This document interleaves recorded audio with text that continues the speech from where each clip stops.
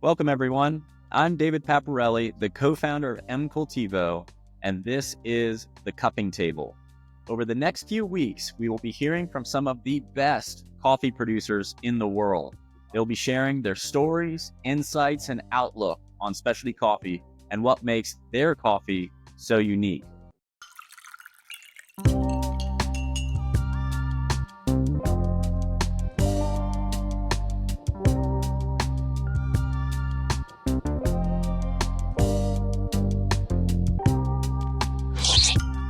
My guest today is Daniela Rodriguez.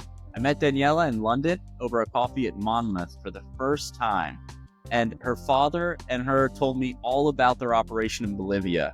I'm so excited to welcome her today. The Rodriguez family has been a cornerstone of the Bolivian coffee market for decades. And so welcome, Daniela, and please tell us all about what makes Bolivian coffee so special. Where are you joining us from today? Hi, David. I'm very excited to be here. I'm now in Santa Cruz, Bolivia. Amazing. Actually, today we have holiday. It's a new holiday that started 10 years ago. That is the Plurinacional Day. That is the Indigenous Day. Indigenous Day. Well, I'm sorry to interrupt your holiday. Hopefully you have some celebrations planned after this podcast. Yes. That would be great. Well, let's kick it off, Daniela. I'd love to hear a little bit more about you being a second generation coffee producer in Bolivia and that multi-generational impact and that pressure on you to carry this Los Rodriguez family legacy forward. Hard question to start with, but just tell us a little bit about your family and what coffee means to you. Yeah. So my father started working in coffee 39 years ago. He started with commercial coffees, and me and my brother, we started working with him in 2012. I remember that when I was at school, I joined him to the coffee shows in America. And that time specialty coffee was starting in Bolivia. And in 2012, my father used to source coffee from more than 5,000 producers, processing the wet mill and export to all over the world. But then there was very many producers started to stop producing coffee. They were leaving their coffee plantations. So every year, less producers were delivering the coffee. And we have developed a big market, international. I remember that every year, our clients used to visit Bolivia, and they were like, "Oh, I have a great news, Daniela. I want to buy more." And I was like, "Oh, but there is a problem. We don't have more coffee. Yeah, I can't sell you more." So during that time, from working with 5,000 small producers, it dropped to 500. Wow. Okay. So we have started a market. We have invested a lot in our wet mill, but we didn't have volume. And so we as a family were it was a big challenging for us. So we decided, okay, we have to do something. For the government, coffee was not a big thing. So we decided to start with our farms. So it's when Pedro Pablo, my brother, and me started joining the company. In 2012, we bought some land, and we started with this. That time it was a big dream, Fincalo Yeah. Rodriguez. So So you started out as Agate Cafe was the name of the company. Is that right? In Bolivia originally? originally the name was AgriCap, Agate Cap. and Okay. in 2012 when we started Fincalo Rodriguez, we changed it to AgriCafe. Okay. Okay. Yeah, because you started focusing more on coffee. That was going to be part of the question. So you were processing coffee, um, but you weren't farming coffee yet. And We so you were not farming. producers. No, we were just processing the coffee, buying in cherry and also in parchment, and selling the coffee with the traceability from the producers that we were buying. Uh-huh. Okay. But then we were like, these producers were leaving. They were producing every year less coffee. So we said, okay, let's start producing ourselves. Because then we were thinking like, okay, if we tell them what to do, they were tell us like, "Oh, why don't you do it?" Right. So we decided, okay, let's start us and show that there is another way of planting coffee in a more sustainable way. Because Bolivian coffee was known as organic coffee, but for the producers, organic means that they were just have to pick the cherries and that's it. They were not pruning their farms. They were not controlling the shade. They were not investing in the soil. They didn't have like a farming practice. Yeah. And so And you got you entered into this world where Bolivian coffee is really on this downturn. Can you first tell us some of the elements that were driving producers to stop making coffee? What was going on? Why move from 5,000 to 500? Explain that a little bit more. uh, low yields because there were not like they were not managing the farms. Okay. So imagine like from 1 hectare, they were just producing 5 to 8 bags. And the farms in Bolivia are very small. Most of the producers only have like 2 or 3 hectares. But so living of like 15 bags is it's not It's not sustainable. sustainable. It's not There's no sustainable at yeah, all. they can't support their families on that, They can right? support. And I remember that when I used to visit these producers, I was asking like, "And what? And your kids? Do you want them to continue in coffee?" And they were, "No, Yeah. I prefer them to live to the city, to be taxi drivers." But I was like, "You have the land, you have a space, and they can start something." But Yeah. yeah, so that was one of the things that make the producers leave their farms. So low yields, I mean, that's really important because if you don't have yields, you can't fund your operation, right? I mean, you can't support your family, can't even really support the land, right? It takes a lot of money, resources, time to grow coffee, to even just have that land. It's a lot of work. Um, why was that so different than other countries? Other countries have such higher production and they were doing fine in yields at the time. They would complain. They obviously want better yields, but why was Bolivia in such a kind of disastrous state when it came to coffee? Mhm. Um, Specialty coffee in Bolivia was supported by international ONGs and corporations, the USA, the Japanese. So they started supporting to fight against the coca leaves or the Okay. coca plantation. So during that time, there was a lot of support. So they were teaching the producers how to make a change from commercial coffee to specialty coffee. So they were giving plantains. They were teaching them like the quality. how they have to pick the cherries, processing, and that they could have a better price. So there was a lot of support to the producers. And then during that time, the production started to going down, up, sorry. Yeah. But then in 2010, I believe, and with that, we have like 4 Cup of Excellence in Yeah. Bolivia that was supported by these ONGs. Okay, so you Uh, had 4 years in a row of Cup of Excellence supported by USAID, yeah, and the Japanese Development and Bank, I guess it would be. international, yeah, Yeah. and international and a lot of cooperation.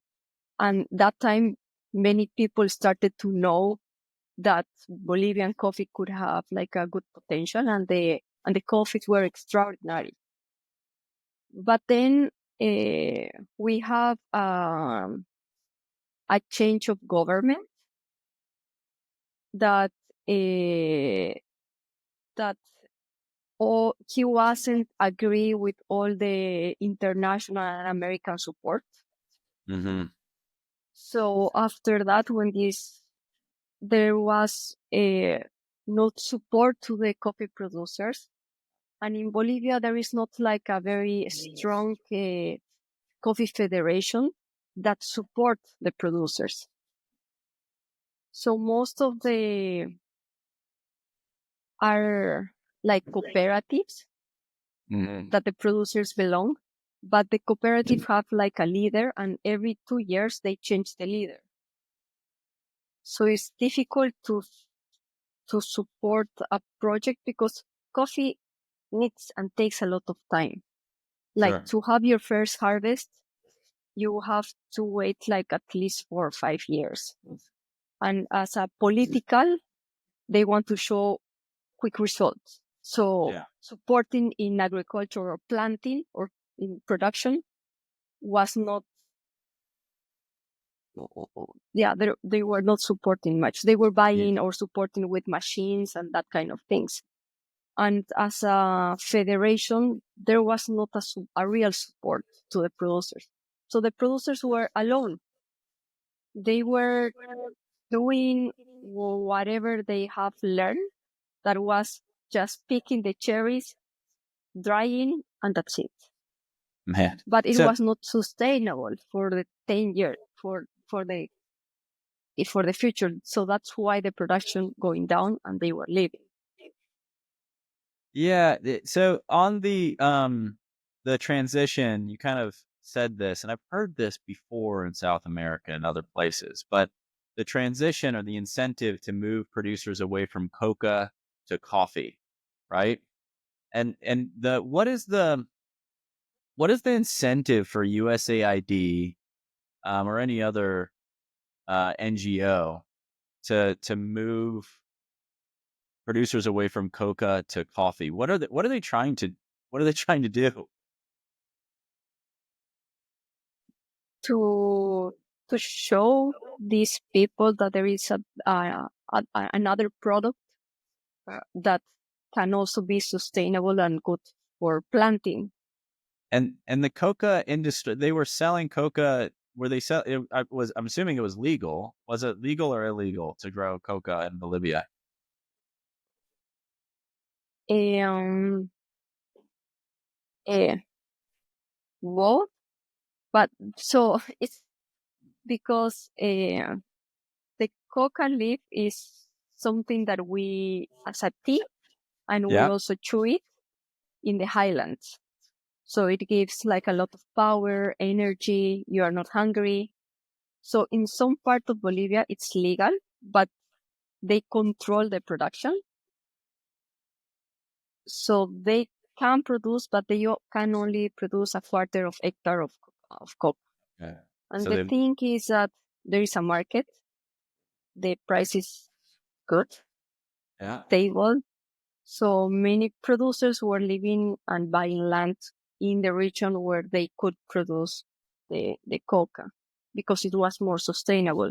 Imagine, like with coca, you can have like 4 harvests, coffee just one. So Yeah.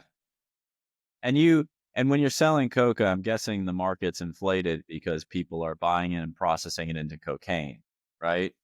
Um, And so, is there a black market as well on the side that they had to transition coffee farmers out of? No, the thing is that these producers just sell the leaves, and Yeah. we don't know what happened with the rest. Right. So, but the price of it, the crop must be impacted by that, right? High and sustainable, and they get 4 harvests a year. Sounds Yeah. good income. And then you're saying that USAID and other, NGO money pours into the country to try and get people off of that. I'm guessing that's because they wanna kind of reduce the cocaine trade, make it harder to get cocaine into their countries. There's self-interest there. Is that what you were seeing, or was it just purely, this is a good initiative for Bolivia? And yeah, it's true, but it's also you have like in order to reduce, or you also have to give and teach the producers that are in that market another thing that can be sustainable for them, like that they could also have make a good income, so in order they to live what they are doing. Yeah, So I but think that that was the idea. and you're saying that really isn't, that's not really what happened. You had, it sounds like NGOs pour money into Bolivia, create an artificial environment for growing coffee to try and get coffee production to a sustainable level. And then with this government change, I'd be curious to know, uh, as this new government and political situation came in, what was the problem with NGOs? Why not just keep taking this free money for the country? The thing is that many laws change in Bolivia, and yeah, so yeah, that's why like many things have changed. Yeah, and you're And the thing and the is, go ahead. Sorry, Daniela. yeah, and also another thing was that there was not also that there are a lot of gold mining near the coffee region, so they also moved to that those places to extract the gold and work in the mining. And as I think that in most of the countries happen that it is that young people prefer to move to cities instead of Yeah, staying in small village or working in with working as a agriculture. yeah, So that's also I think that they believe that they will have or a better future in cities, mm, but maybe in real life is not so true. But I sure. think that the most what we have learned with the so after we started with Fincalo Rodriguez, that was a completely different model. We were looking for sustainability, that was good yields, good production, uh, and a different way of planting the coffee, like more organized in lines, separating the varieties, also introducing and developing new varieties, because Bolivia only used to have 14 years ago, Bolivia were just producing Caturra, Catoy, and Típica. That's it. And it was mixed. So with Pincalo Rodriguez, we introduced the Geisha, the Java, SL28, SL34, Batian, Borbones, but that takes time. And Yeah, also it was very excited and also scary for us because we didn't know how those varieties will react in Bolivia, if the cap profile will be good, the production side also. So with Fincalo Rodriguez, we we we we wanted, our vision was to have and develop different varieties, and also to have sustainable farms. And when this producers starting, and these producers means that the producers that we were working for more than 20 years were watching our farms. This was They were like, the 500 producers you had remaining, yeah, basically, right? because we bought it land just in the middle of the coffee region Yeah, and close to the road that the producers pass and they see the farm. So when they saw that the coffee trees were healthy, super green, good with a good production, they were like, "Oh, we want to do it. yeah, Please help us. How can we do that?" And that's when we, as a family, were like, "Okay, it's not that they don't want to do it. The thing is that they don't know how to do it." yeah. They wanted you to, and not just that, but they didn't want to take the risk and take your advice. They wanted you to show them. You do it first. You take the risk, and then I'll follow. So, we say practice what you preach, right? Yeah. Um, Very unusual thing for a buyer or a consultant too, right? I'm sure you get a lot Yeah, of advice from roasters, and you're just like, you don't own a farm. So, and that's something that they were right, because when we visit them and we told them, okay, why you should do this, they were in a position that they they have a, they didn't have they have invested all the savings from coffee. So they were saying they have visited us so many consultants that they told us what to do, but then after the next year they just disappear and we have invested. So we don't want that to happen again. So that's why right. they were like very Risk so averse, risk averse about what to tell them what to do, because they had a lot of bad experience. yeah, And as you were yeah. saying, it's very easy to to tell, like, do it that, but it's not your money. Well, So you said it before too, in terms of the election cycles, right? Coffee takes a long. You invest in coffee, it takes a long time for those investments to come to reality, to become return, to become any kind of profit or revenue. Certainly longer than potentially an election cycle. So not great, not great for people, politicians who want to invest in coffee, because you won't see the returns in time to get reelected. But also for the producers, it's a reality, right? If they change a variety, they won't, for another 3 to 5 years. They're not going to reach full production. That's a massive investment, a huge issue, and especially when they're living on not a lot of money a month already, right? yeah, correct. And some producers just their main income is just coffee. So imagine if like waiting for 4 years or and they it's complicated.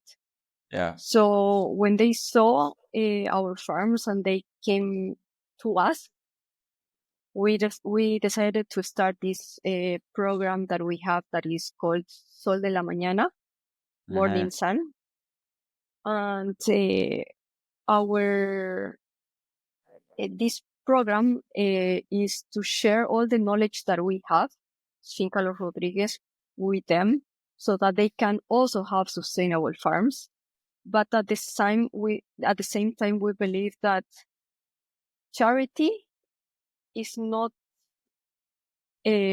how can I say, is sometimes when you charity they they don't learn Yeah. because you give them everything for free. So part of the program is that they have to do everything themselves. Yeah. So it's like a school. So the first step that is super is important is that they have to learn how to do a nursery. That's basic, but they have to do it themselves from their seeds. They have to take care 1 year, and then the next year is to prepare the land and know how many plants they will have. Uh, do the roads, so make it easy for the pickers and also for them. and then quality in the picking, and then it was also very tricky to make them understand that pruning was also super important so that they can have like a sustainable harvest, because many were like, no, no, no, my harvest is super good. Yeah, but in the next 2 years, it's gonna go down. So the idea is that every year you can have the same production, and you can think about your income and plan about with that and know your costs. So it was like very interesting to also grow with them. Yeah. And a part of like teaching them uh, uh, like agriculture practices, it was also teaching them about financing, like your costs. They didn't know the costs or the income and everything, like plan with them. So we started with 10 producers in 2014. And then the next year, another 50 producers joined. And now we are working with 100 producers that are part of this program. And uh, for us, this program is is is something that is, imagine, like these producers were producing 5 to 8, 10 bags per hectare. Now they are producing 25 to 35 bags per hectare. Wow. So it has changed their life completely. Yeah. What's Um, how so you guys were when you guys started this program, you were pretty early on in owning and operating a farm yourself, right? I mean, you had done a lot of good things, it sounds like. You obviously put a lot of knowledge to work. But how'd you learn how to farm so quickly that you could start teaching how to farm to so many producers within a few years? Where did you guys get your knowledge from? How do you learn how to prune and how to do nurseries and how, like, where did all that come from for your family? so my brother Pedro Pablo, he's the one that managed the farm. He has studied agrobusiness. And when we started the farms, we visit different farms in different origins to Oh, you did? understand. Yeah, we visit Brazil that do volume. That also is that's something that we were also looking for, that you need. But we also visit Colombia, Costa Rica, Panama, that they do quality. Wow. Okay. So we mix it both, because that's something that we were looking, sustainability, volume and quality. So we learn from those and mix it, and we also hire a expert that they have been that they had experience in farming in coffee. So with Alvaro, he's the name of the person, and Pedro Pablo, they work together and they have made an amazing team.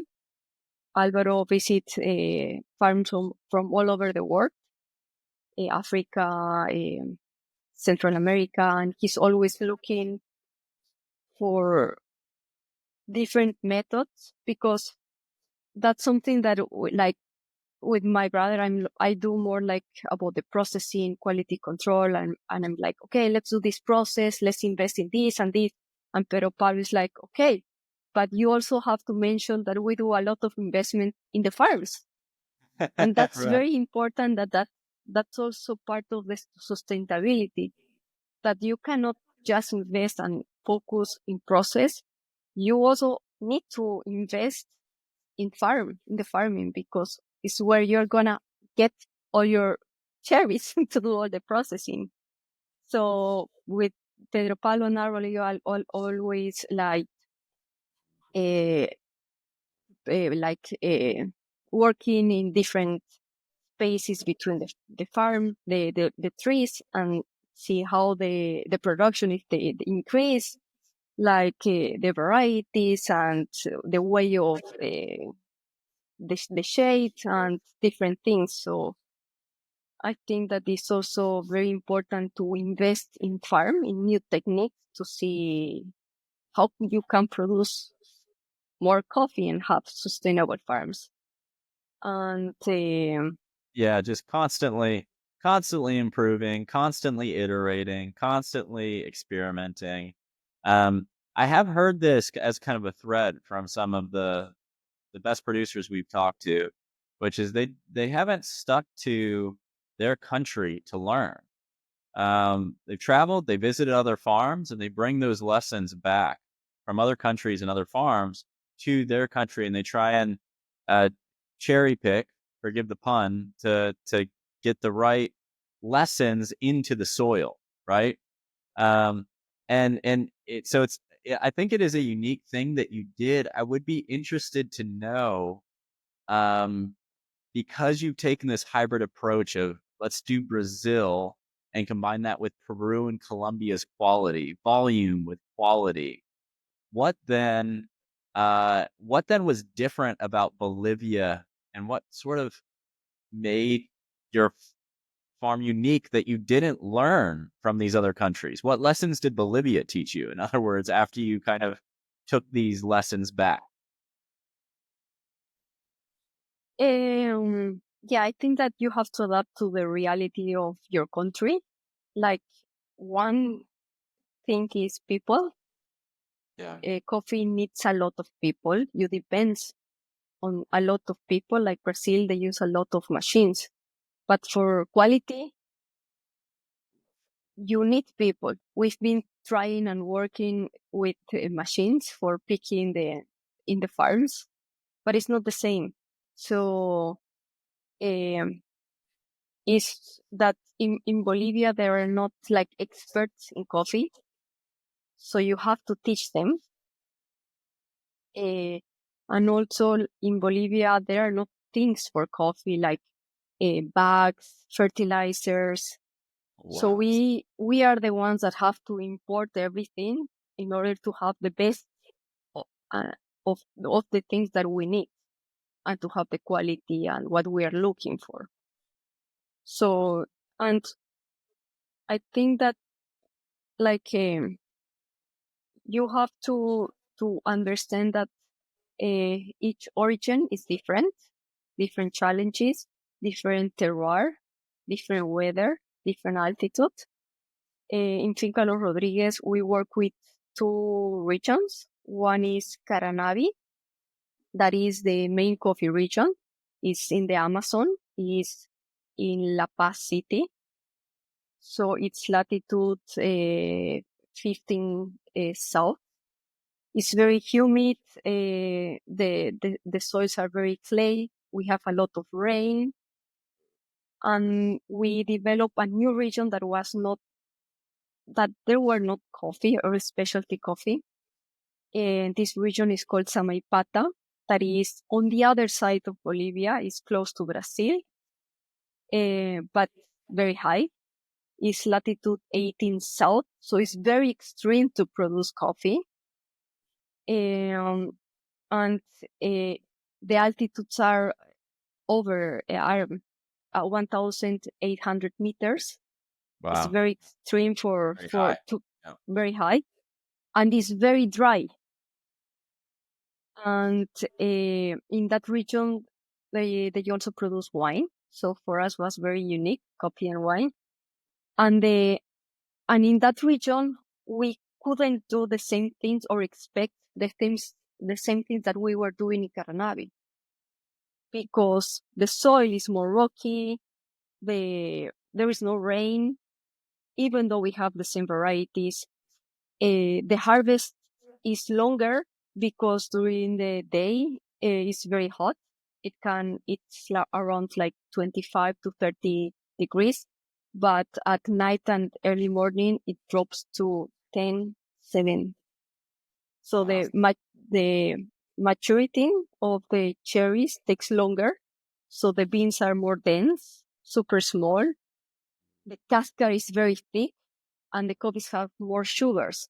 So it's more difficult to process naturals. Or, for example, talking about the fermentations. Uh, Yeah, it's called to ferment. it's too cold. Like in Samaipata, we can ferment over 200 hours. In Caranavi, we can't because it's very humid. So you have to adapt and don't expect to do the same things like in each origins. And that's something that you learn Yeah. So, every I mean, harvest. you must have. Did you go on these trips to Brazil and Panama, and Peru and Colombia? Like, did you guys do that as a family, as a group? Yes, I haven't been in Brazil, Pedro Pablo and my father, but I've been on the other ones. And something that was also very nice that was this program from Intelligentsia Yeah. that they every year they they organize a origin trip with all the producers that they Oh, were okay. working. So that was also very nice because you visit different farms from different producers. They explain. So that was very rich and very nice for. That And you that have a lot of connections with the producers because that's also very important. That when you something happen, you call them and I have this thing. Do you? What is your experience? such a good idea. Yeah, such a simple idea, but such a good idea to bring producers together and then visit farms and other coffee lands together. Um, yeah. So you come back to Bolivia, then you enter the picture right after, in the midst of all this, and you come into coffee. It sounds like in the midst of sort of, um, this chaos in the industry. It's basically been given up on. Moving from 5,000 coffee producers down to 500, and you're literally, it sounds like your family is literally having to rebuild the entire industry, importing bags, import all the anything you need to make coffee happen. You guys are having to do on your own. That is not the same in Peru and Brazil and Colombia. They have industry infrastructure. I'm sure they've got plenty of Grain Pro reps that want to sell them bags and get it to them tomorrow. You guys don't have any of that. Can you tell me a little bit about, not just building a coffee farm or building an exporter, but building an industry? How has your family handled that? Yeah. So imagine that Bolivia used to export 100,000 bags. Then it drops to 5,000 bags, and maybe 5 years ago, 6 years ago, it dropped to 20,000 bags, and now it's 30,000, 20,000 bags Bolivia is exporting. So it's very the volume that Bolivia produces is very very small, and it it was challenging but also very excited to because for us the farms and everything was like a big dream, and I think that focusing on quality is very important, but at the same time also working on the farms to see and have a good yield. And yeah, I think that Bolivia, the main one of the issues is that Bolivia only have 8 million people. Yeah. It Bolivia has the same size of Colombia. So imagine just in Bogota live the entire population of Bolivia. Okay. Yeah. And there are just two big cities, that is La Paz and Santa Cruz, where 80% of the population live. And Bolivia has 9 cities and like small towns. So something that was very hard for us was people, that there are not enough people that you need to grow for coffee. Yeah. Like talking about pickers, we needed like 500 people, 500 pickers for the quality that we were looking.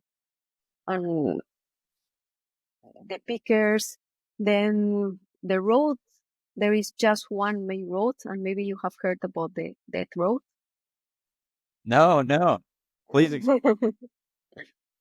There is one to go to Los Yungas, that is the coffee region, because I think that visit visiting Bolivia, or especially La Paz and Caranavi, is very unique, because you land at 4,000 meters in La Paz. Wow. No green at all. Mountains with different colors, snow, and the city is like in a hole.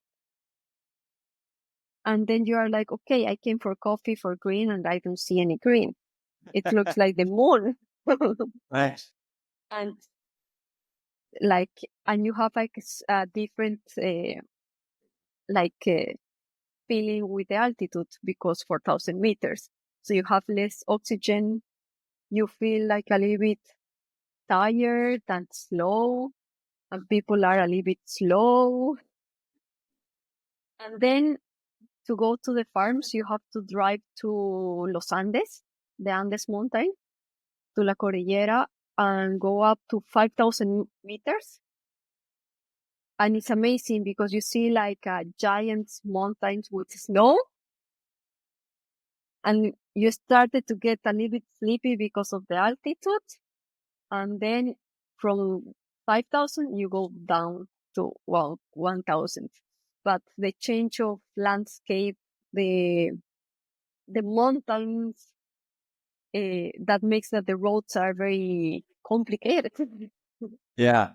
to go. So now we have a new road, but there is still the dead road that is just for biking. But it was a very just one line, clean, and you had to drive that road to go to the coffee plantations. And Wow. imagine Yeah. when two trucks meet, and the road is with a lot of curves, and on the mountain and cliff. It Yeah. was very complicated. And well, one truck can't stop, right? Or would have trouble stopping No on this. one, and then they have to decide if they meet. One have to go reverse and try to find like a small curve that has the space so the rest of the cars can pass. But imagine like every year there was more traffic. So one truck, and then all the taxis or the cars, and another truck. I remember that we used to like stay and wait for 1 hour so that they can solve, like, and all the people have to go reverse to find a spot where they can park. Have you So ever? Yeah. How many times did you drive this road? Was this common for you? yeah, because that's the only road that to go to the farms, to go to Caranavi. And did you? So I mean, have you seen any accident? I mean, did you witness yeah, any accidents and things? I mean, that sounds yeah, horrible. yeah, many times, like because imagine at night, completely dark, you don't see. But that road, when my father started coffee, that was the road that he has to drive for at least, I don't know, 2 times per week. Wow, that must, yeah, nerve wracking for the family, I'm sure as Yeah, well. and now there is a new road that took 10 years to build that road, and and that's the road that we take to go to Good. Caranavi, the coffee region. So that's good. But at the same time, like that road is goes to half of the road, like Coroico, and then you have to drive another 1 hour to Caranavi. So the logistics are very complicated because container, it's impossible to go to Caranavi. So you cannot have like a dry mill in Caranavi. One because of people, another one is because road. So we have the wet mill in Caranavi, the farms, and then we have a dry mill in La Paz. So that makes also logistic complicated to move from one place to the other. Bolivia is a landlocked country. We don't have a port, so it's more difficult to consolidate like freight, to find Oh, containers. yeah. And so you on this dead road too, all your coffee was moving out of the country on that road as well. Is that right? No, because there is a different road Okay. to go. Yeah, but the coffee has to drive that road to go to La Paz. Wow. So Okay. Yeah. I mean, it's things like that. The logistics around it. I mean, you the finish crop, logistics is, any other risks after you finish doing a great job on actually making good coffee, right? yeah, there is a lot of logistics that you have to have in mind in Bolivia. It's not that and the distance, maybe they are not so far, but the roads are not so good. Yeah. Like to move the coffee from Samaipata, the coffee that we have for Floripondio, it takes like 1 day, like 1,000 kilometers to go Wow. to the dry mill. And then from the dry mill, they have to go to the port. So a lot of logistics that to take it in mind. Amazing. Yeah, amazing the amount of effort and amount of risk in that. And you mentioned, I love what you said before about having to change some of the mentality of the people or the culture of the people in Bolivia, because you need people to make coffee happen. And it doesn't matter if you know exactly the soil conditions and the altitude and the varieties and the processing methods. You could have all of that, but it comes down to the people who actually have to do it. um, tell me a little bit about the kind of the culture in Bolivia around coffee when you started, and then has it changed now that you guys have been doing this for over 10 years, right? In being coffee farmers. Um, yeah, we also have a local brand that is called Buena Vista. We roast coffee and we sell to the local market, to supermarkets, coffee shops, hotels. And we now have like 5 shops. And in the last 10 years, no, maybe 6 years, Bolivians are have learned that Bolivian coffee has a very good quality. Yeah. And that was also the idea to open these shops to teach the locals to consume good coffee and to also make them try different varieties, different types of roast.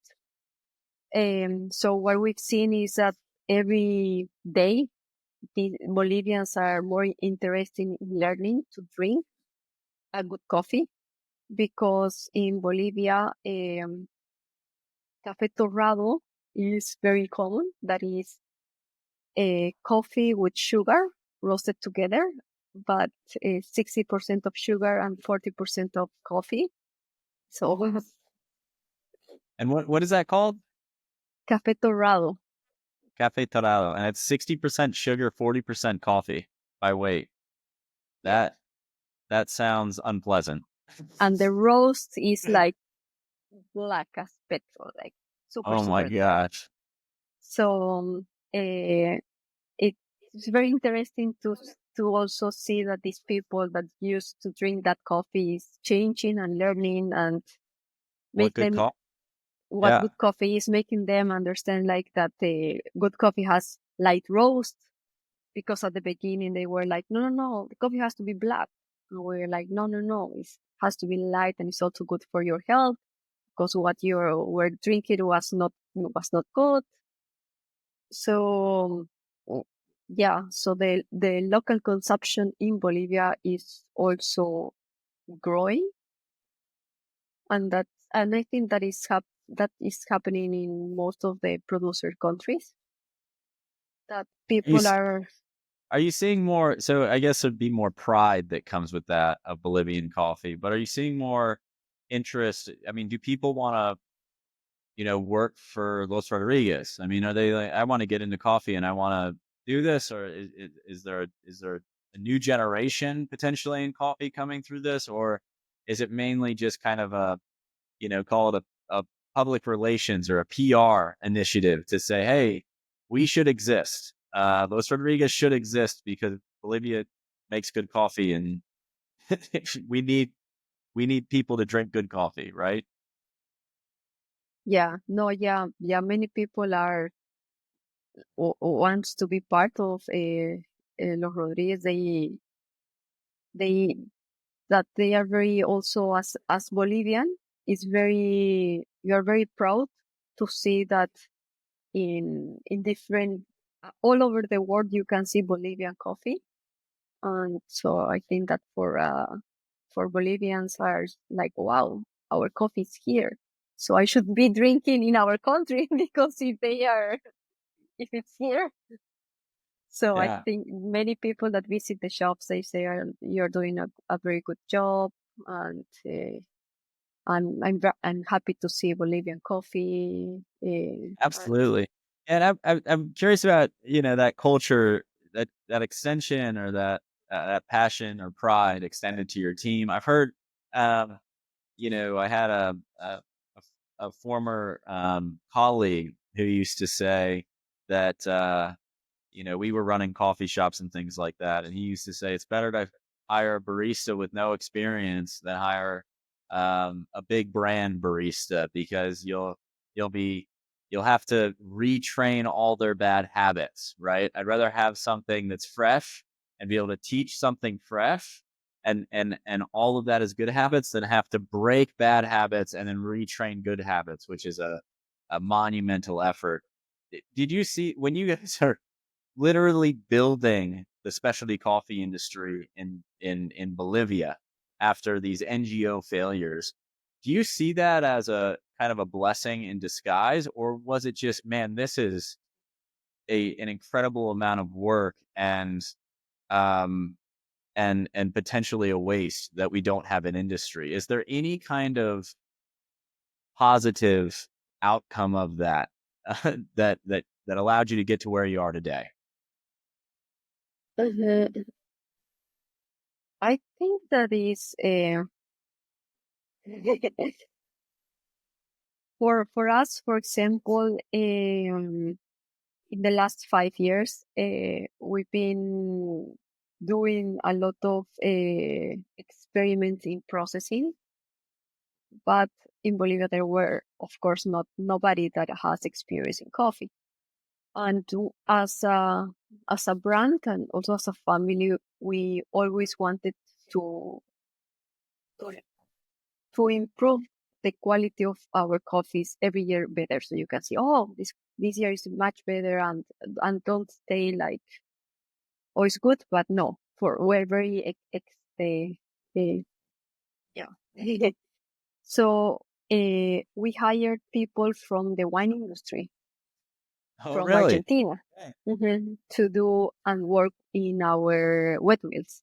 They didn't have any experience in coffee, of course, but they had experience in wine fermentation. And that was Wow. also very interesting for us to learn and to mix both coffee and wine, because at the same time in coffee, there is not much uh, experience or everything that is happening now with the process is pretty new.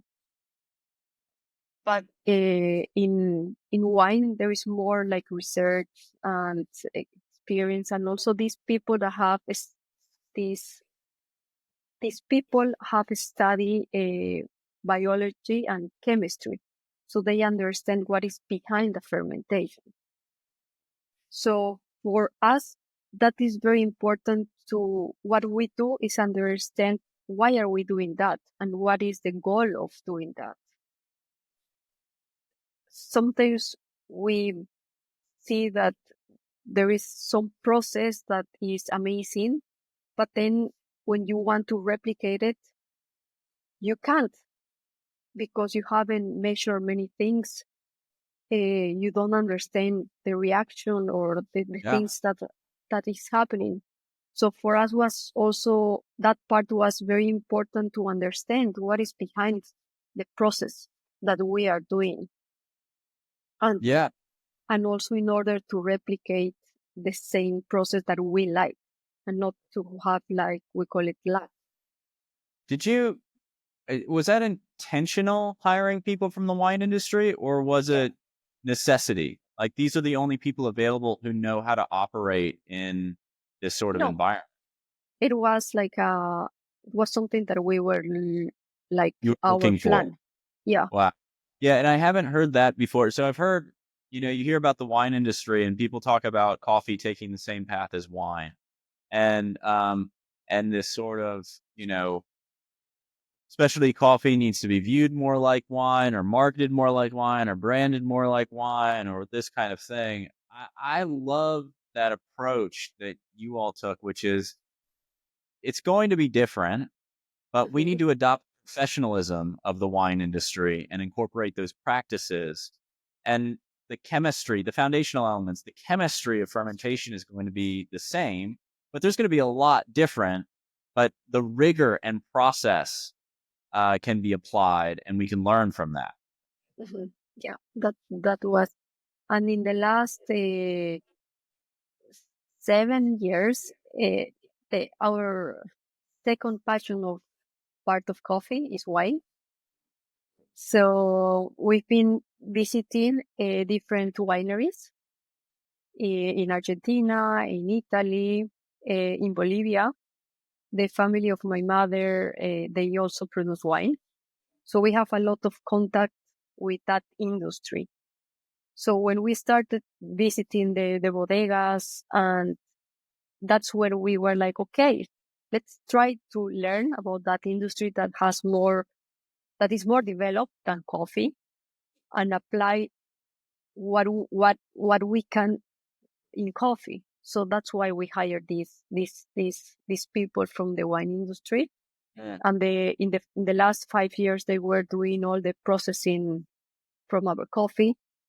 And also, when we visit the bodegas, you enter and the bodegas are like super clean, tight, because they are processing food or a beverage.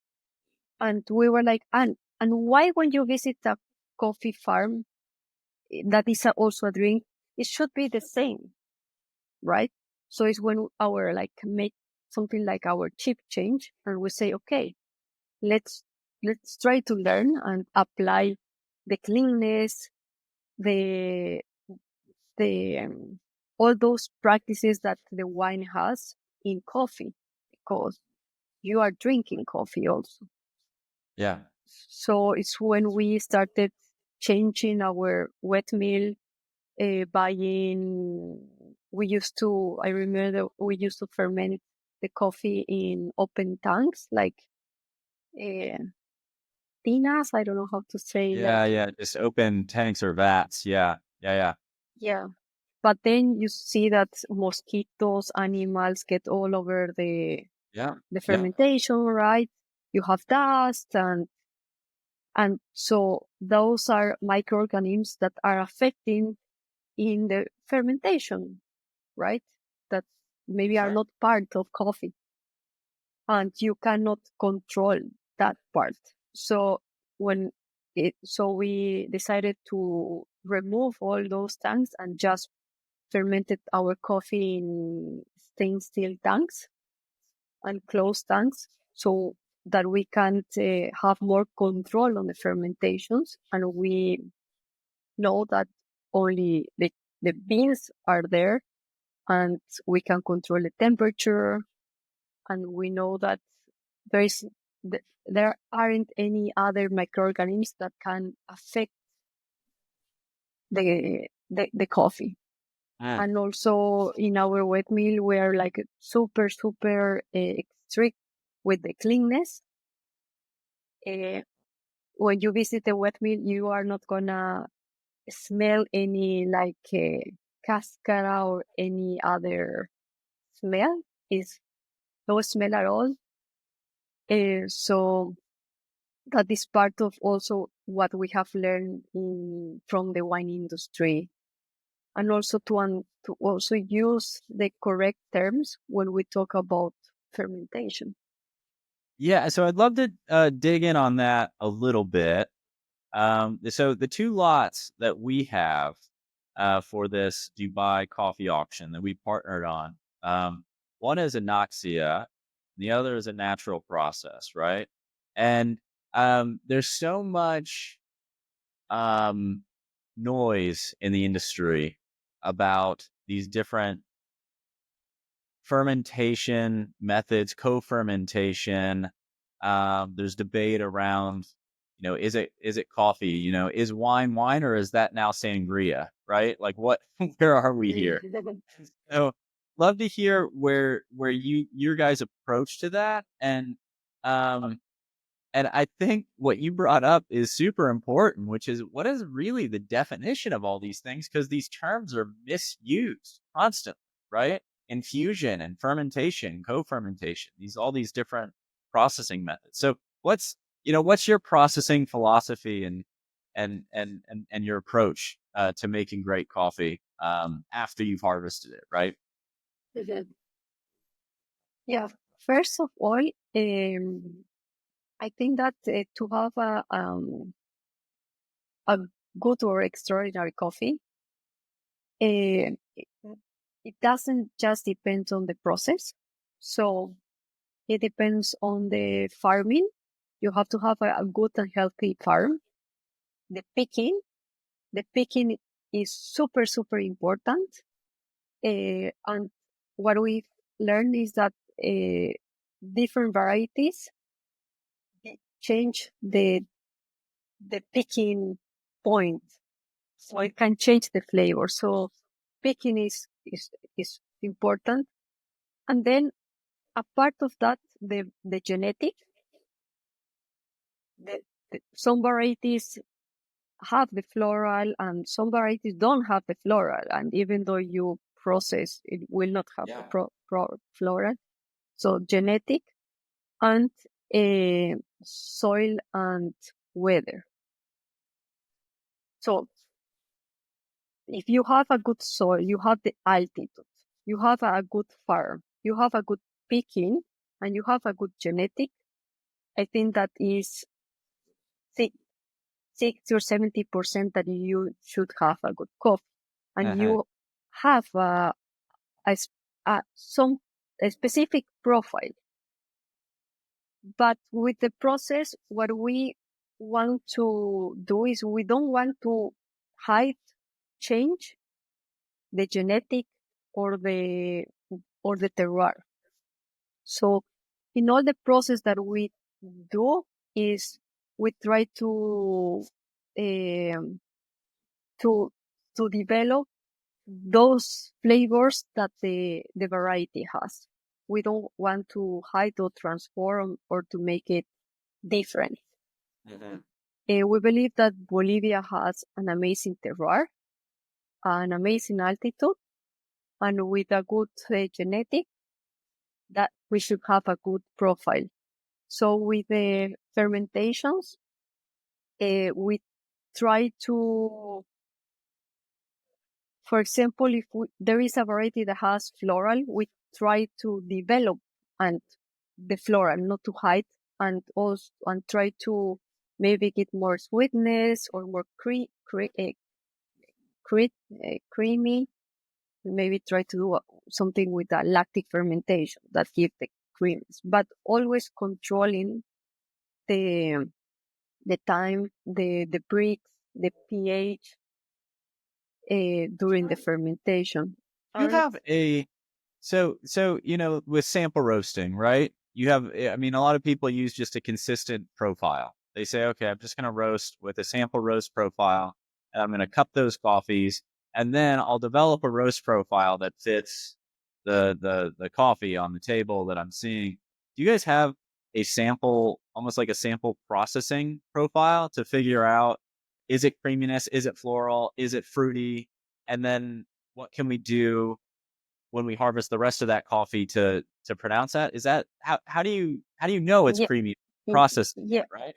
yeah, something like that. And also for each variety, we have a specific process that we know that works good with that variety. Okay. So you have a starting point. You have a base. Yeah. Yeah, Okay. yeah. You need to do a lot of experiments to understand and to see.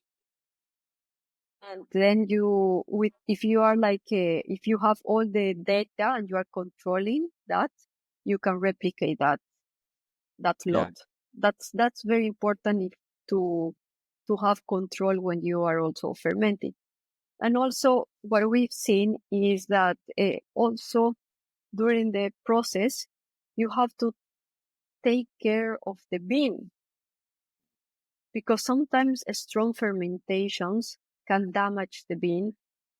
And for us, the the aging or the longevity of the coffee is super important. What do you mean by damage the bean? What is that? Is that it starts to penetrate it or degrade it, or what is damage the Yeah, bean? that maybe you can the embryo die because of the strong fermentation, and if you don't Oh, control that, that coffee will age very fast. wow. Okay. So fermentation is something that you really have to be careful with the process. It's not that, okay, let's ferment it for 500 hours and let's add this, and no, but it's a bean that you also have to understand what is inside Yeah, of so the bean. the outer layer of that bean gets degraded to the point where it's just starts to die quickly and oxidize. That's basically what's happening, right? Yeah. And Uh, sometimes like you can do, and that's very tricky because you can do you do a process and then you cup, and that coffee is like, wow, it tastes good, amazing.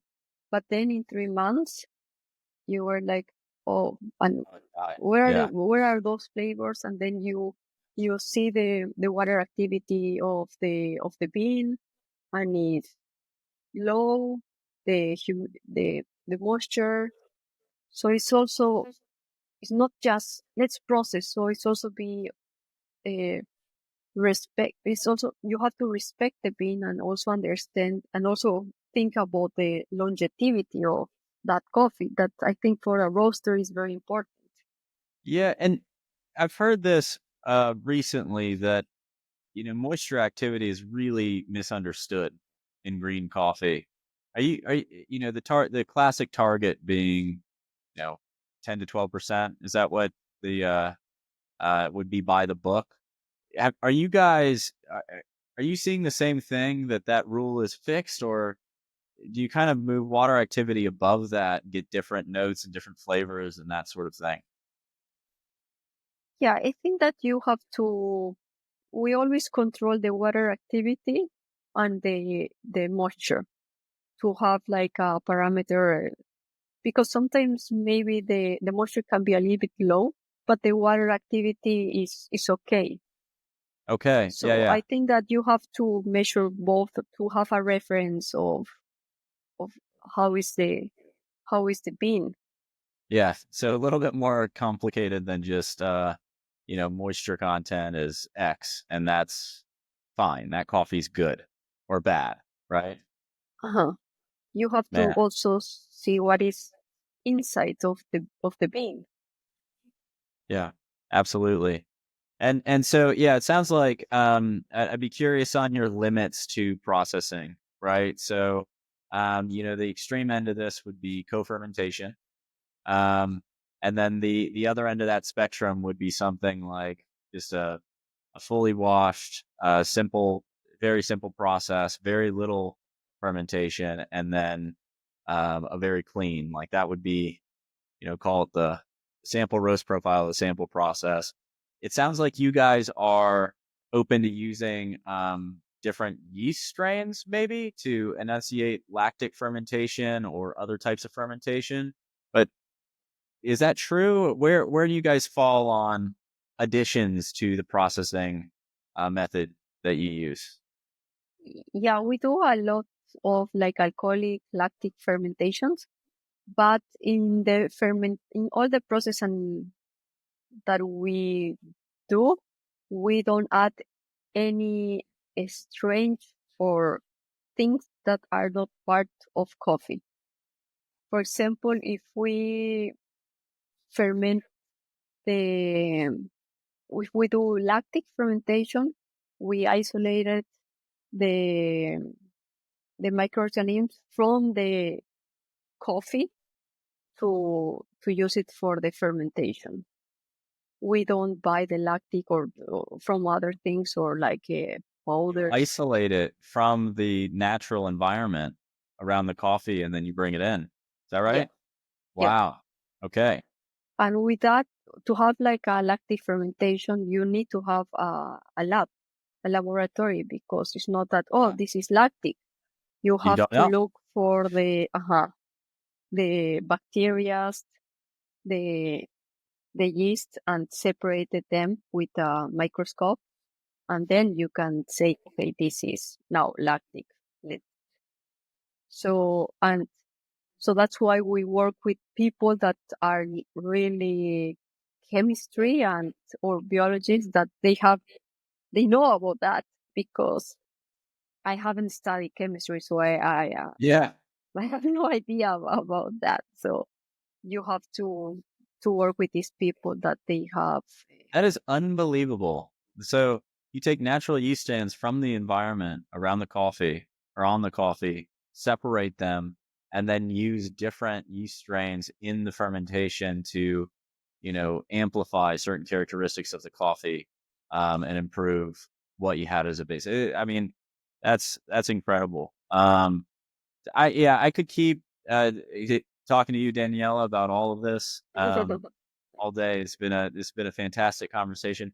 I would ask one more question before we do wrap up, just to give you the opportunity here. But I'd be curious on, um, you know, as you become kind of the second generation of your family in uh, rebuilding the Bolivian, now building the Bolivian coffee industry. Um, how do you think about the future of Bolivian specialty coffee? What are you excited about in the future of this Bolivian specialty coffee, say in the next 5 to 10 years? What's coming? Um, mm, um, I as Daniela Rodriguez, we want to continue developing new varieties. We are on that. We're always we love innovation. We are a family that every year we or our passion is coffee. So every day we are thinking and what should we do or how should we improve or what is new. Let's try it. Uh, we believe that to eh, that that you need to invest to for that. And yeah, so uh, I think that that's something that I like about the coffee industry, that there are so many things that still we have to do, that like process is new. I'm also very excited to learn more about the drying, that I think that that part is very important, and that we still have to learn more about the that part. That is, maybe we talk a lot about fermentation, but with the drying, you can also change the profile and uh, varieties that haven't been planted in Bolivia. We are very excited, and sometimes it's like, oh, when we waiting for 4 years, sometimes it's like, wow, we have to wait, but you have in your mind like, well, that coffee, if it's like that in Bolivia, like how it's gonna be. Any varieties you're particularly excited about that you'd be willing to share that might be coming from Los Rodriguez? Um, one is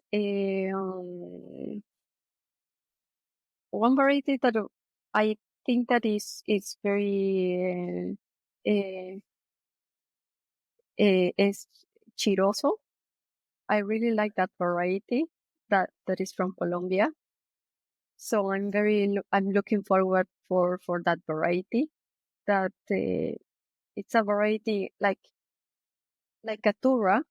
Uh, Everybody talks about geisha. Geisha for me is like a lady, like a special lady, and but it's very tricky. Like Yeah. the picking, the processing, roasting is very complicated, and in our geisha is new for us.